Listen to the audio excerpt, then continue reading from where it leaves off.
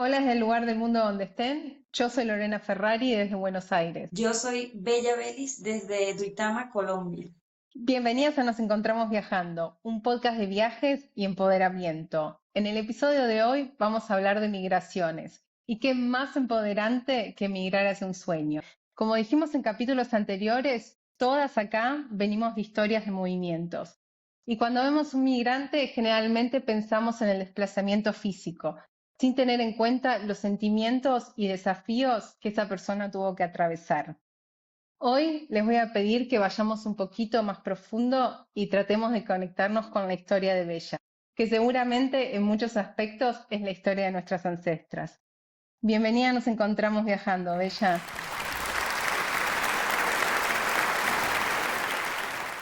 A ustedes muchas gracias por la invitación. Es un gusto estar aquí. Ella es Bella, venezolana, viviendo en Colombia de 2018. ¿Querés contarnos un poquito de vos? Claro, es un gusto estar aquí compartiendo un poquito de mi historia de migración. Cuando Venezuela estaba con todo este éxodo, ¿no? De personas saliendo del país. Yo salí en el 2018, a principios del 2018, más o menos en febrero. Llegué aquí con muchas expectativas, con una maletica pequeña, con las cosas que me pude traer.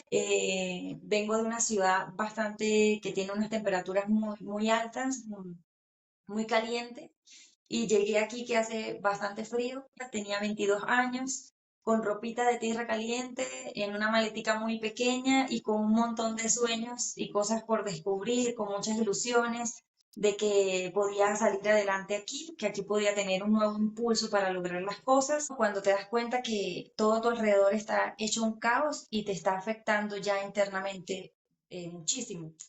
Entonces, la decisión de salir fue bastante rápida, digamos, muy como arriesgarte todo o nada. Y bueno, llegué aquí, pasé un tiempo acá, luego regresé a arreglar muchas cosas, documentación y todo, porque pues no fue tan fácil al principio. Y volver aquí a Colombia ya con las cosas un poquito más enfocadas en lo que sí se podía y en lo que no.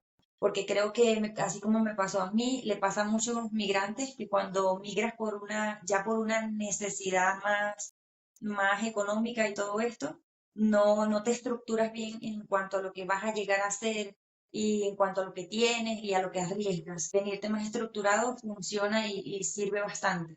Como que poner los pies sobre la tierra. Tampoco se puede traer mucho porque pues no sabes dónde vas a llegar, qué tanto tiempo vas a pasar donde vas a llegar o en qué condiciones.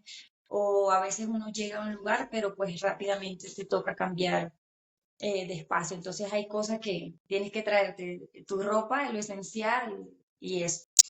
Vos volviste a Venezuela a rematar las cosas que te quedaban. Eso había sido para comprar tu equipo de trabajo para poder sostenerte en Colombia. Sí, o sea, la primera vez que llegué aquí, pues tenía una historia de personas que me habían comentado que me iba a ir muy bien, que podía conseguir un empleo y como que armarme rápido, ¿no? Es la idea que te dan de vente, que aquí todo se consigue súper rápido. Y bueno, y yo me vine con esa idea en la cabeza y cuando llegué, pues la realidad era otra. Entonces, solamente estuve acá 3 meses la primera vez y en esos 3 meses fue tanta la presión para todo porque te sientes pues bastante solo. Y cuando se frustra un poquito esta idea de que todo va a estar súper bien, seguir trabajo y todo esto, y nada, pues había que salir adelante. Entonces yo tenía este terreno en Venezuela y que lo había comprado bueno, allá trabajaba antes en una empresa, entonces con eso pude comprar mi terreno, era como que el enfoque de mi futuro estaba ahí, el pensamiento de una casa y bueno, todo esto, pero para salir adelante, pues todos esos sueños o todas esas ideas sobre ese pedacito de tierra, con esta misma esperanza de construir algo, lo vendí y me vine otra vez a Colombia, también allá en Venezuela tratando de sacar lo que era mi documentación, porque pues yo no me vine completamente documentada. Entonces tratando de sacar mis documentos, mis cosas, y me regresé, organicé todo lo que pude con eso y me vine otra vez a Colombia. Aquí compré una plancha un secador, para eso me alcanzó ese terreno que vendí, me alcanzó para comprar pues, una plancha, un secador y lo que uso pues para los tratamientos del cabello. Fue frustrante al principio, pero había como cuando hablas con tu familia, ese de que, oye, tú sí puedes, o sea, siempre has podido, te fuiste para allá, no sé qué, ese apoyo de que, ¿cómo así? No puedes sentirte menos o que estás perdiendo todo porque estás empezando bien, o sea, estás haciéndolo con toda la energía. Y nada, y vendí eso y empecé a hacerle publicidad. Tiempo después empecé ya a ganar clientas de a poco. Y nada, y empecé a trabajar con esto. Lo bonito de esto es que a pesar de lo difícil que fue llegar y ese impacto con la sociedad de que había mucha gente de mi país pues viniendo a esta ciudad que es muy pequeñita, la gente que iba conociendo, a la que iba haciendo los trabajos, fue gente, o sea, fue realmente como mi apoyo principal de estás haciendo las cosas bien y yo te voy a recomendar y yo le voy a hablar a mi amiga y le voy a hablar a mi prima y eso para mí fue wow, o sea, increíble, que esas mismas personas a las que yo le brindaba un servicio,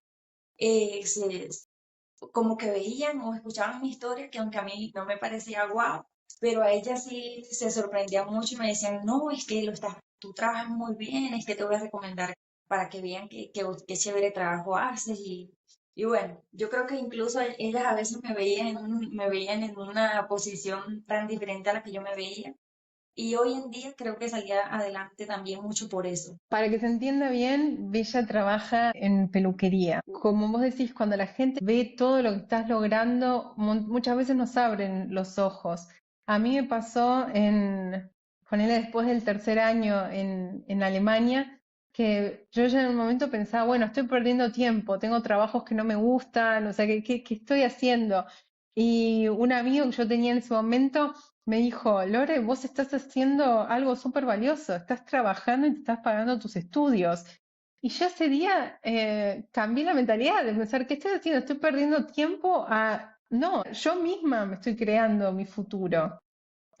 Y esa fuerza que tenemos que sacar es algo que, no sé, es como la migración después te hace indestructible, porque una vez que pudiste empezar de cero, sabes que podés salir a todos lados.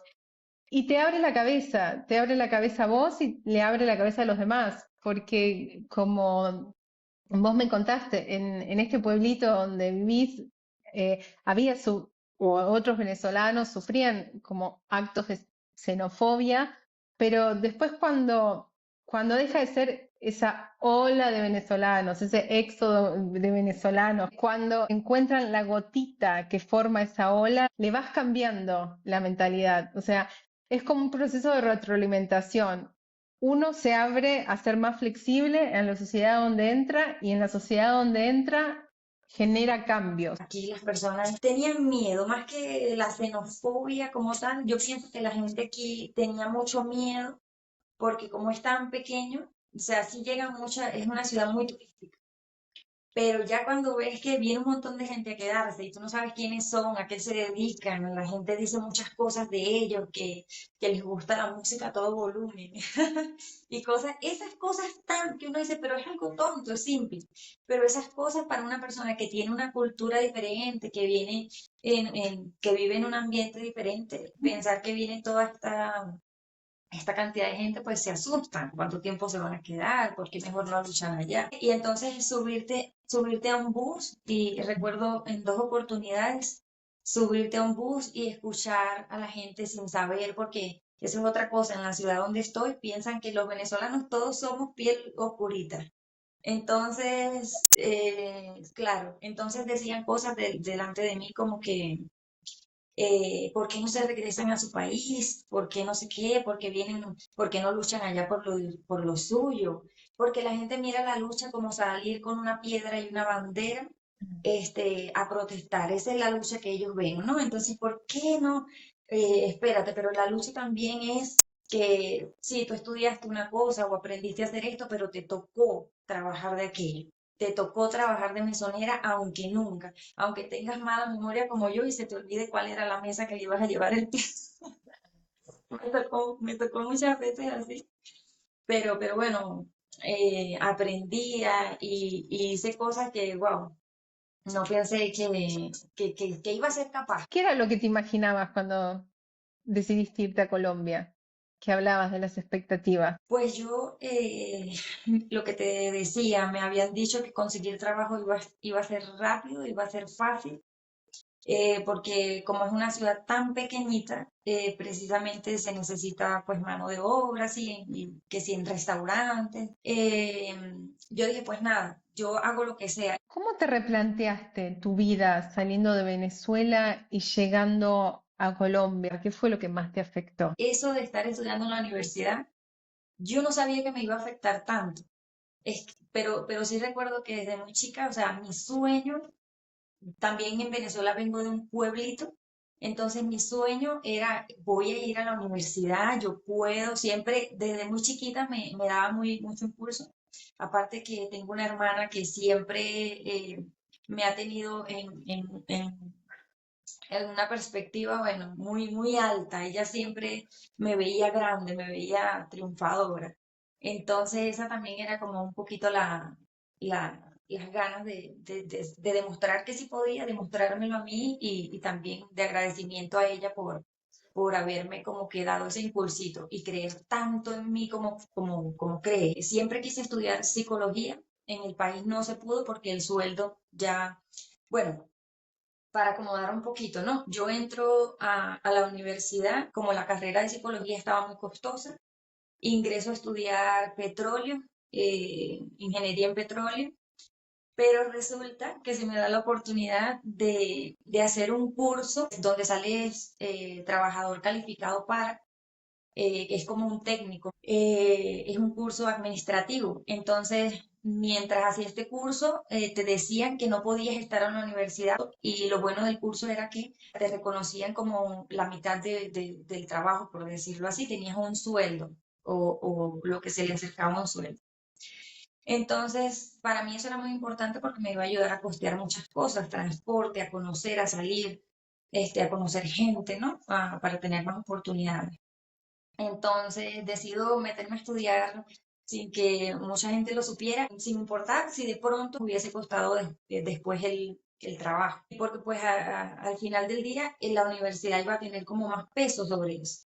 Sin embargo, termino el curso, empiezo a hacer mis pasantías, empiezo a trabajar y ya empiezo a tener un ingreso un poquito mejor. Y bueno, tengo que retirarme de la carrera de ingeniería en petróleo porque cuando me doy cuenta que puedo tener mejor estabilidad en la empresa donde me tocó hacer las pasantías. Cambié de carrera para estudiar administración. Era terrible porque la crisis ya te empezaba a asfixiar de tal manera, pero me iba y vendía cositas en mi trabajo y si alguien necesitaba que lo ayudara a hacer algo, pues yo lo hacía y por ahí iba recogiendo ingresos.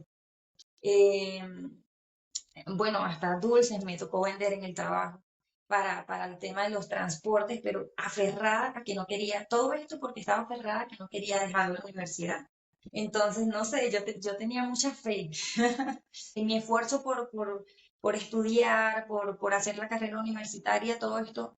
Cuando migré, lo tuve que dejar, pues al principio ese no es el objetivo. El objetivo al principio es llegar y hacer algo que te genere ingresos para sostenerte tú primero y ya después sostener a las personas que dejaste en tu país. Y llegar aquí y me dio muy duro el tema de no poder estar en la universidad. Sí lo averigüé, sí pregunté qué podía hacer y no se me daba nada. Eso me frustró, me puse demasiado triste.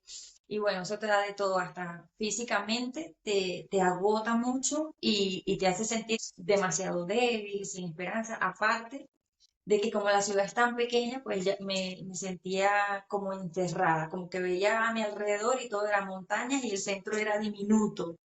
Ahorita ya ha crecido un poquito, pero era increíble, o sea, era como si yo estuviera dentro del pueblito de donde salí originalmente. Entonces yo decía, ya recorrí todas las calles, ¿dónde más voy a conseguir? O sea, ¿dónde más voy a buscar empleo? Es una locura, no tengo a dónde voy a ir. Voy a tener que cambiar de ciudad. Y el dilema con esto, de llegar a un punto y como que, bueno, ya conoces, vas aquí, vas allá, ya conoces. Y decidir irte a otra ciudad es casi que volver otra vez a migrar. O sea, es como decir, no, o sea, tampoco me sirvió aquí. ¿Será que soy yo? El punto que quería seguir justamente de lo que vos estás hablando, entonces, de este crecimiento personal. Es como uno llega a un lugar nuevo y el otro lugar, como diríamos acá en Argentina, te caga a piñas, te da vueltas, te cambia las costumbres, pero con el tiempo algo se va acomodando. Es más fuerte, más consciente, aprendes a estar sola también, porque a mí por lo menos migrar fue algo que me enriqueció un montón. ¿A vos cómo te influenció todo eso? ¿Cuál es la diferencia entre Bella de Venezuela y Bella de Colombia? La diferencia, primero, es muchísima, es demasiado grande. Por dentro o como ser humano, eh, aprendí a no quejarme tanto. Porque, y claro, y no fue en un año, y no fue en dos. Y quejas que a veces no nos damos cuenta. Yo no recuerdo ahorita quién me aconsejó eso porque no tengo tan buena memoria, pero, o ya lo había escuchado varias veces, ¿no? ¿Y por qué se quejan tanto? No, no necesariamente los venezolanos, la gente. Yo llegaba y la comida, fue un golpe impresionante. Em, o sea, sé que parece exagerado, pero eso de que se escucha, no, es que la sal no es tan salada como en mi país, es una locura, o sea, es bastante como la sal es sal aquí en donde sea. Pero entonces, la primera semana que llegué, me dio un caldito que llaman changua. Entonces es pan con huevito y un guisito. Y yo siempre recuerdo esa primera vez y me hubiese gustado tener el pensamiento que tengo ahorita. ¿Sabes? De primero decir, vamos a probarlo, tener como esa actitud de probémoslo, a ver qué tal, wow, qué cosa tan rara. Y yo dije, fue, ay, Dios mío, leche con huevo, esto es una locura. Ese fue mi pensamiento. Yo dije, no, pues toda la vida voy a comer pan con café.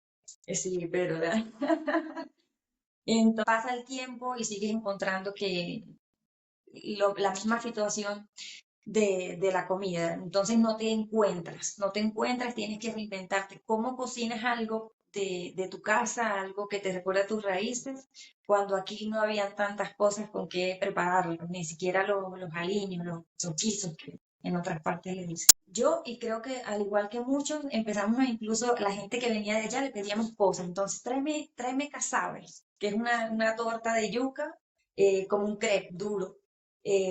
Tráeme casabe o tráeme ají, porque acá no se consigue el ají, solo el picante. Entonces tráeme ají, tráeme cosas. Y empezamos a traer esas cositas que aunque eran poquitas, nos empezaron a suavizar como el ambiente. Entonces la cosa es irla buscando, ¿no? Que tú misma puedas darte ese gustico de que preparé esto y me supo aquello, aprender. Y hemos hecho comidas, por ejemplo, aquí hacemos, mi hermana hace las hallacas y quedan riquísimos, pero siempre decimos, pero no son como las de mi tía. Es que mi tía cocinaba las hallacas para todos, entonces queda ese. Yo creo que más que la hallaca como tal es que no la haga ella, que no esté el chiste, que no esté yo amarré esta mañana y se me cayó tal cosa, esa historia que hay ahí, ¿no? Esa energía, ese calentico de la familia. Entonces yo creo que uno extraña como que todo eso. Y con el pasar del tiempo ya empiezas como que, bueno, pero está rica la hallaca. Hace poco estaba leyendo y vi una frase que la tengo anotada acá que me gustó, que dice, no vengo sola, vengo con mis historias y modo de ver el mundo. Y a mí me pasó cuando me mudé a Alemania. Para mí, yo había aprendido en Argentina a hacer todo bien. Y de repente estaba en otro lugar donde todo se hacía distinto, donde se cocinaba distinto, donde las interacciones entre vecinos eran distintas. Yo no me arrepiento de nada como lo hice, porque todo lo hice al nivel de conciencia que tenía en ese momento. Pero si me diera un consejo a la Lorena que migró en ese momento, también sería, sé más flexible. Por ejemplo, con la comida, que vos decís, disfruta de este momento. O si tus vecinos por ahí no son como eran en Argentina, que son más secos y salís a la calle y pensás que te están dando vuelta a la cara, Bueno, es así, o sea, no tenés que juzgarlos porque sea así. Después también me di cuenta que no era que me daban vuelta a la cara, sino que es una manera de relacionarse distinta a la que yo estaba acostumbrada. De esa parte del conocimiento, de entender ciertas cosas, de que la gente no tiene la culpa, es su cultura, debes tú ir y adaptarte a ellos. Ellos no se van a adaptar a ti para nada, no tienen por qué. Entonces ya empecé a fijarme tiempo después, o he podido verle lo bonito, ¿no? Qué bonita es la naturaleza acá, tratando de verle las cosas bonitas a todo, igualmente a la gente.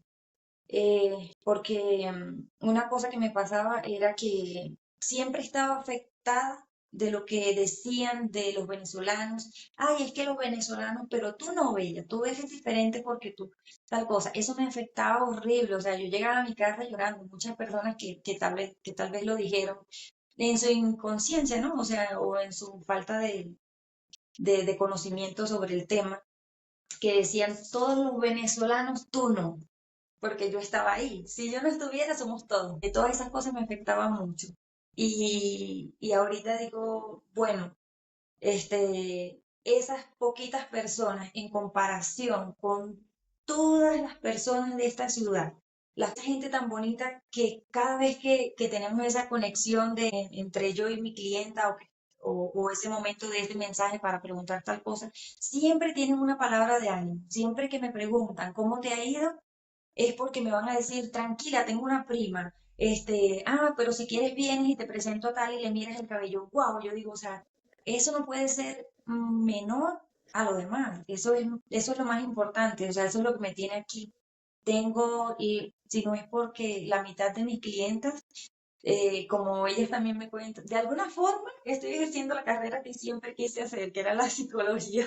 Otra cosa que por ahí la gente no se da cuenta es cuando uno está afuera, aprendés a perderte de cosas, aprendés a no estar en cumpleaños, aprendés a no estar en reuniones. Lo que hablabas de los eventos, cuando alguien se casa, o los 15 años de alguien, ¿no? Las graduaciones de tus primos, o sea, todo te afecta. Que si tu familia no te hizo videollamada en ese momento, tú dices, se olvidaron obviamente no le vas a decir, pero sientes eso de como que se olvidaron, ok. Entonces, entre ese, ok, pasó esto y no, ok, no me dijeron de aquello, ok, me enteré 3 días que la abuela estuvo eh, visitando a tal persona y no me llamaron, o, o que llamen a un familiar cerca y no te integraron en esa llamada, ¿no? Hay un recelo y una cosa de que como que Sí. no, si llamas a mi hermana que está a unos metros de mí, llámame a mí también, pero lo que dices, uno se va acostumbrando a eso y yo creo que también es como supervivencia. Yo creo que más bien nunca te olvides ni de la comida, ni de la sensación del abrazo, sino que lo guardas en una parte de ti, de tu cabeza, y yo creo que incluso el mismo cerebro lo hace para protegerte. Hace poco se cumplió un año que volví a Argentina y la verdad que volver fue duro también, porque también cuando te vas, eh, como, o por lo menos a mí me pasó, como que te perdés también del radar de la gente. Y me pasa que mis amigos que me escriben están en otros países, están en los lugares donde yo frecuentaba. Lo que estás diciendo de los amigos es muy interesante, porque yo te iba a comentar que yo tengo una mejor amiga, ¿no? La de la infancia, toda la vida. Eh, y me pasa mucho que a veces cuando no me responde o alguna cosa, entiendo que ella allá siguió sus cosas y que yo aquí tengo otra vida, pero da un dolorcito pensar, no que no me conteste, sino pensar, vaya, si estuviera allá solo tuviera que, oh, nos vemos, la busco, ¿sabes? Y le cuento rápido esto que necesito que ella escuche. Entonces ese dolorcito de que sí, ella va a estar ahí para mí, yo sé que me va a responder, pero que se pierda un poquito como esa conexión rápida de eres como una especie de refugio termina siendo ella, pero ya desde aquí pues ya es otra, es ese sinsabor. Eso que decís de la inmediatez, el poder ir y que las cosas se solucionen. Yo tantos años afuera, es como, en mi cabeza es, me tengo que hacer las cosas yo. Y esto de ir a lo de tu amiga si necesito algo que allá no lo tenés. Y cuando vine acá, de repente tenía familia o conocidos de años que me ayudaba.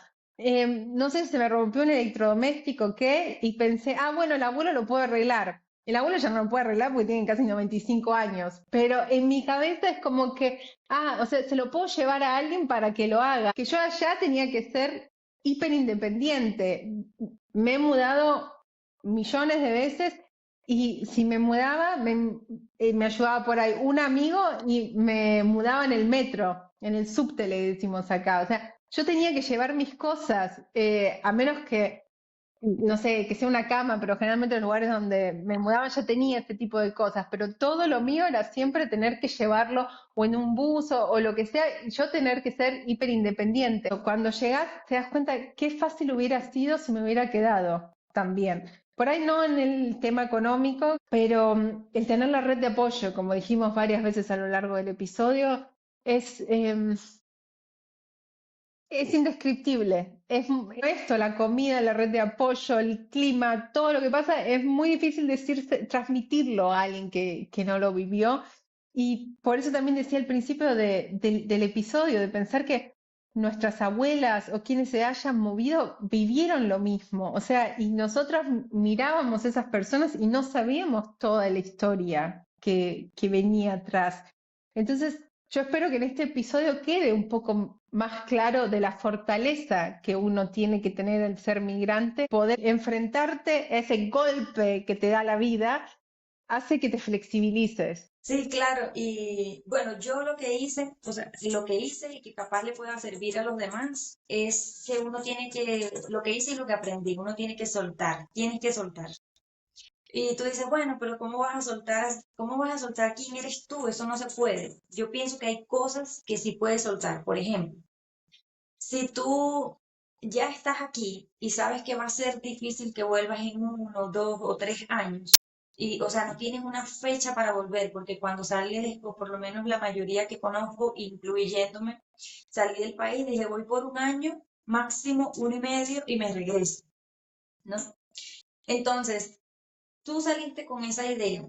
Y si al año te das cuenta que va a ser difícil, que tienes que empezar a como que a crecer aquí, estabilizarte, tienes que soltar. ¿En qué modo? Que ya cuando te compres, y esto lo he escuchado mucho, por eso me atrevo a mencionarlo aquí, ¿no? Porque siento que no es algo mío nada más. Que cuando compras una nevera, o cuando compras cualquier cosa para la casa, no puedes estar pensando en voy a comprar esto para que cuando me vaya a Venezuela, esto me va a quedar genial en aquella salita o en la habitación de mi mamá o en tal sitio. O sea, no puedes comprar cosas pensando en que vas a estar allá, en que las vas a tener allá. Tienes que verlas aquí. Eh, y es tan, y parece tan simple, pero es que inclusive con la ropa, lo he escuchado mucho, mucho, que la gente dice, me voy a comprar esta blusa porque como allá siempre hace calor, se me va a ver increíble. Y yo, pero estás aquí, ¿no? sabes es muy difícil, te mientes todo el tiempo. Siempre estás mintiéndote sobre todo con el tema del retorno, porque no pones una fecha, porque siempre dices, no, es que yo apenas pase tal cosa me regreso.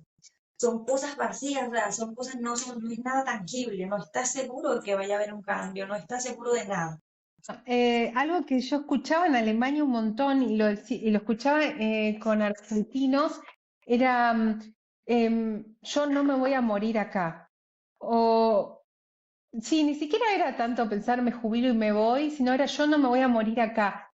Y yo me acuerdo que me preguntaba siempre, pero si no te, o sea, si no te querés morir acá, significa que querés vivir en Argentina. ¿Y por qué no te vas? Y es esa cosa que vos decís de la negación, el yo no me voy a morir acá. Entonces, ¿qué significa eso? No solo en Argentina, argentinos ahora que pienso, todos los migrantes latinoamericanos siempre estaban con eso. Lo del frío yo me pregunto cuánto, porque yo he llegado a estar creo que a menos 17 grados en Alemania. No sé cuánto es el frío allá. Lo que pasa es que vengo de una ciudad donde la sensación térmica está entre 39, entre 38 y 39 todo el año, todo el año. El frío para mí era muchísimo. Y aquí solamente llegamos a veces en las mañanas, estamos entre los 17, 18 centígrados. No es tan frío en comparación a otras ciudades, pero para mí el primer año la piel se me puso blanca, tenía dermatitis en las manos, en los pies, este, el cabello empieza a caerse. Entonces, llegar aquí y yo andaba, o sea, me colocaba dos chaquetas grandísimas porque me las regalaron de no sé de qué señor era. Alguien llegó con estas chaquetas y mira, y yo me ponía esas chaquetas súper grandes. Me ponía dos sudaderas, dos monos, le decíamos en Venezuela. Y con eso y todavía sentía demasiado frío, siempre estaba frío. Aparte que pues grasa corporal en ese entonces no tenía, entonces la grasa corporal te ayuda mucho a estar calientito. Y yo nada, yo llegué pesando más o menos unos 56 kilos y mido bastante, entonces estaba bien flaca. Tengo todavía unas fotos por ahí, siempre la miro como para, mira, aquí estaba, o sea, como que trato con eso darme fuercita de, bueno, mira cómo llegaste, eso me ayuda como a poner los pies sobre la tierra siempre. Qué lindo que te puedas ver en fotos y te puedas reconocer todo el camino transitado y todo lo que estás contando, que, como decía antes, cuando uno ve un migrante, no sabe todas las cosas que pasan. De repente es como que cambia todo, cambia el clima, cambia la comida, en tu caso, la forma de usar el español, la moneda, y hay un montón de decisiones que uno tiene que tomar y que después con el tiempo se da cuenta que era súper estresante saber cómo de repente un día para el otro encauzar tu vida. Vos ahora estás en una situación distinta a la que fuiste en 2018. Vos fuiste sola con 22 años, con una mochilita, con un poco de ropa y de repente empezaste a formar toda una vida ahí. Ahora tenés a tu hijo, que tu situación cambia de estar sola a estar con él. Tengo un hijo de 6 años ya, también nacido aquí en Colombia y pues ya compartimos eh, las cosas de aquí y de allá y hemos hecho nuestro propio mundo, hemos creado nuestro propio espacio seguro para los dos. Espero que les haya gustado el capítulo de hoy. Déjenos en comentarios de dónde nos ven. Espero que nos vean venezolanos. Como dije al principio, espero que este episodio les sirva para ver todo lo que los migrantes atravesamos cuando nos mudamos a un lugar y que esto sirva para tener empatía con el que viene de afuera. Hay un mundo atrás de cada una de nosotras que a simple vista no se ve y que tampoco es tan fácil de sentir cuando no viviste la experiencia en carne propia. Ser migrante es saber que siempre vas a poder volver a empezar. Y recuerden que tanto nosotras como ustedes, a ustedes mismas, nos encontramos viajando. Hasta la próxima.